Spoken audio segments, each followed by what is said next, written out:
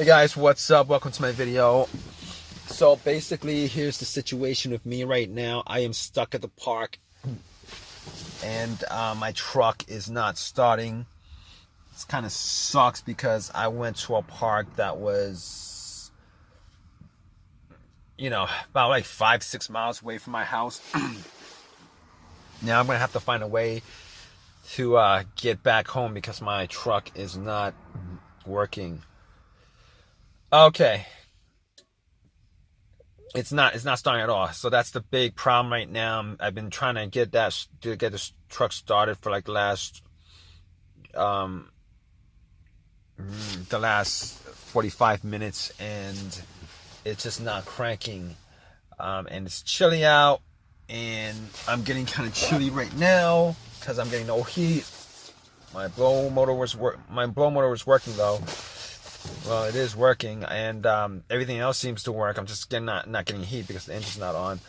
Anyway, my radio works, and everything in my dash works, but nothing else is happening when I try to start up. It's not cranking at all. So basically, I was out for maybe like an hour and a half just jogging, came back.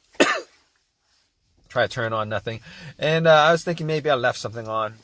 I mean, I checked the little light switch on the steering wheel, and I didn't leave anything on. That's the thing about it. I didn't leave anything on. So I'm like, okay, let me just turn on my headlights and pop my hood, went out, checked my headlights. My headlights was good, which I thought it was anyway. So I was like, okay, I mean, I can't guarantee that's not the battery that's causing it, but it's pretty bright. So I'm like looking at the battery. I'm like thinking to myself, maybe it's the battery. So even if the battery is like low on juice, I should be able to just crank my car up real slow. I mean, it probably won't crank over, but I would just hear a crank, like a little slow crank. But that's not the case here. So I'm like thinking to myself, what's the situation here? I looked at all the terminals.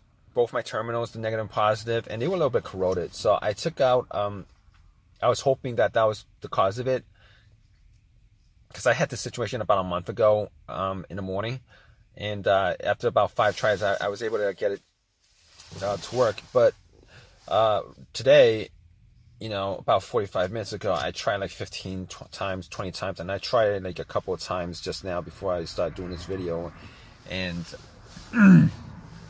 nothing. So at this point, I'm pretty sure nothing's gonna work at this point. So I was like, okay, I got this mini wrench set that I got from AutoZone, and I got a metal brush, clean up the terminals, and popped it back in, and came back into the truck and tried to start it, and nothing happens. So at that point, okay, definitely not the terminals. I had to clean it anyway, so I was like, all right. I bought this power pack. I think it's Norco or whatever. I mean, it's a well-known power pack, battery pack that I got from Amazon. I think that's the name, Norco. I think that's it. I'm not sure. But anyway, I tried to it was charged up at 100%. I bought it like 2 weeks ago. Charged up 100%, popped the cables onto my terminal, and I was hoping, just crossing my fingers, that it would just start up. Try to start up, nothing. And at that point, I was like, oh man, it's not even gonna be a simple fix at this point. So I was thinking, okay, not the battery, definitely not the battery. I can like 99% confirm it's not the battery, unless my battery pack is like messed up. Not the battery. But it's saying 100% full, so it's not the battery. So I mean, what else? So I'm like looking at terminals. Terminals are good. Looking at the ground wires, and I think one of them is visible. I mean, I actually tried pulling on the ground, see if it's tight or whatever. I can't. So it was tight. It wasn't broken off or anything like that. So I was like, okay. I mean, I couldn't do any more as far as trying to figure out the ground outside of that. So I was like, it's not the battery. And I was thinking, also, I could probably, I could take a good guess that's not the alternator either, because all the times that I've had my alternator go out on me, the engine was on, and the test on that is, if it's a dead battery with a dead alternator, if you put the cables onto the battery from another source, power source, you should be able to turn it on. But once you take the cables off, your car would die out. But that's not the case. It didn't happen that way here. So that's not the case. Alternator is not the issue here. So, all right. So I'm like, okay, gotta pop the fuse box. Gotta be a fuse or a relay. So I popped the fuse box. I was thinking, well, start a relay, right? And I'm going to tell you why I didn't think about the starter. Like that's not like the high. That's not higher on my list.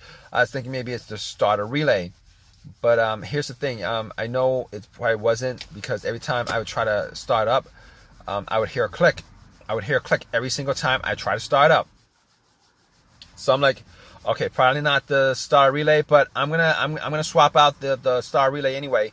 I swapped it out with another relay that had the same wattage and same numbers on. I swapped it out, try to start up, and guess what? Nothing happened. So I was like, okay, it's not the relay. I don't think there's a chance that both relay went out on me. So it's not the relay. So I'm like, okay, it's got to be a fuse. And I was looking at the fuse box, trying to figure out whether the fuse to the starter was blown. Now here's the thing. I've had issues with blown fuses before, and this situation I have right here is pretty much not the same as the other situations I've had with the issues that I had as far as fuse problems and stuff like that. So basically, I didn't have a fuse tester, so there's no way I can test out the fuses on there. But here's the thing about it. Knowing what I know about the fuse issues that I had previously. One of the issues that I had was a car that I had before, and it was a main fuse that blew. And the problem with that was, I was getting no electricity inside the car at all. The main fuse blew, and I swapped it out. Everything worked back to normal again. But on this truck right here, that's not the issue I'm having, because I'm getting electricity throughout my car. I'm getting electricity. I'm getting blower motor works. Everything works. Everything that's electrical in this car works. So that's not the case with that. Second fuse issue I've had with a previous car was, man, it's getting a little bit chilly. But previous issues that I had with my previous car was, the other fuse was the fuse pump. The fuse to the fuse pump pretty much blew, and that was a big issue. That was a big issue with what I had dealing with no start. Every time I would try to start the car with crank, but it wouldn't turn over. Crank won't turn over. Unfortunately, or fortunately, or whatever the case is, that's not the case here, because I have no cranking at all. It's not cranking at all. I mean, it's not turning over, but it's not cranking to begin with. So that's not the problem. I mean, it could still be a fuse, because I don't have a fuse tester to test out all the fuses, so I can't really say that it's not the fuse. But at this point, I could pretty much say that it's not the fuse that's causing, that's causing my no start issue. So basically, what I'm left with here, as far as this situation is concerned, is it's probably got to be the starter. I've had this situation happen before, where the starter, I had to change the starter, and not only on this truck, but on the cars that I've had before, and it's pretty much the same thing that happens, where I get no crank, but I'm getting all the all the electrical things in my car working. It's not cranking up, and it's not cranking up. There's no crank. I'm not hearing anything when I try to turn the car on. Except for a click, and normally that click is the solenoid going off. It's just the motor, the starter motor not turning over. But here's the thing. Here's why that wasn't my first thought, because I actually changed out the starter about 8 months ago. I changed out the starter 8 months ago on this truck. And normally starters are supposed to last 100,000 miles. I did get a rebuilt starter from AutoZone, and that might be the problem. But to be honest with you, I didn't want to spend $300 instead of $150 on the starter, so I went and got, the cheaper version of what they got, which is the rebuilt one. And I'm taking a guess that if you guys don't know anything about rebuilt starters, when they rebuild the starter, when you give them the core, the old starter, even an old alternator, what the rebuilt stuff is they'll rebuild, they'll fix the one single part. They'll replace the one single part that's broken. Like the rest of the starter alternator, pretty much got half the same mileage that was on your truck when you handed that in to them to get whatever the $20 that you get back for returning the core, giving them the core, whatever. But here's the thing. All right, there's two tests that I did actually do on the starter. There's two tests that I could do on the starter, but I did one of them. I mean, I could run a line from the battery, the positive of the battery, to the positive of the solenoid terminal, and if the starter is working without a problem, that should actually spin it, and I should hear like a crank. But I didn't do that because I didn't have a wire long enough, and it's just a pain in the butt for me to actually get do that. So what I did was I actually have a crowbar, and you guys know this trick. I don't know if you guys do or not, but this is a trick that a lot of people use to try to get the starter to work maybe one last time, So I actually took the long crowbar, and I actually kept on hitting the starter. Tried hitting the starter about 3 or 4 different times, and went back and tried to start my truck again, and guess what? Nothing else happens. Nothing else happens. But nothing's changed. Okay, it's not cranking. It's not starting at all. So basically, I'm in this situation where I'm probably gonna call somebody that I know who's got AAA, and they're probably gonna help me out with this situation, because I'm not gonna get a tow truck.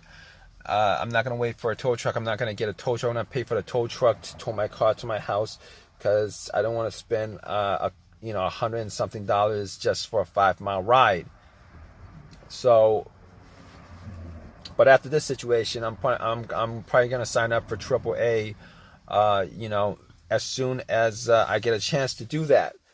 But as far as this issue is concerned, I'm not quite sure at this point what else I could test out. I mean, I could technically pop the fuse box again, take out the relay to the starter, and watch a video on how to actually put a wire between the two sockets, and to try to get the truck started, or at least to test out to make sure that it's 100% that it's the starter that's the issue.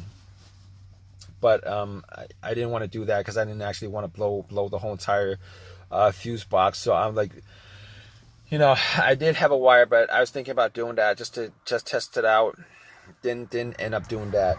But I'm gonna keep you guys updated. It's getting a little bit chilly here. I'm gonna keep you guys updated, and stay tuned. All right, guys. So I did end up having to tow my car, and it took about 2 hours for me to have everything set up as far as them towing my car to my place.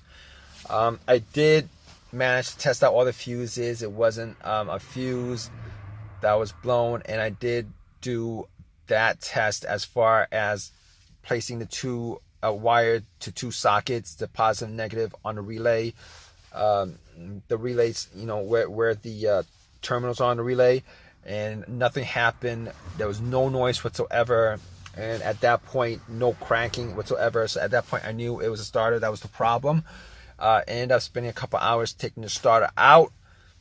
Took it to AutoZone, had them replace the starter, and that starter was a lifetime guarantee starter. So had that replaced, popped in. and the car's starting fine now. There's no issues with it. But to be honest with you, I had a conversation with one of these AutoZone guys, told them about the situation, and pretty much told them that, you know, I replaced the starter about 8 months ago, and this situation shouldn't have occurred. He told me, oh, don't worry about it. You know, the starter has a lifetime warranty on it. I'm like, that's not the point. Point is, last time I actually paid somebody to do the starter job. It cost me money to do the starter job. This time around, I did it myself. It took me a couple hours to do it.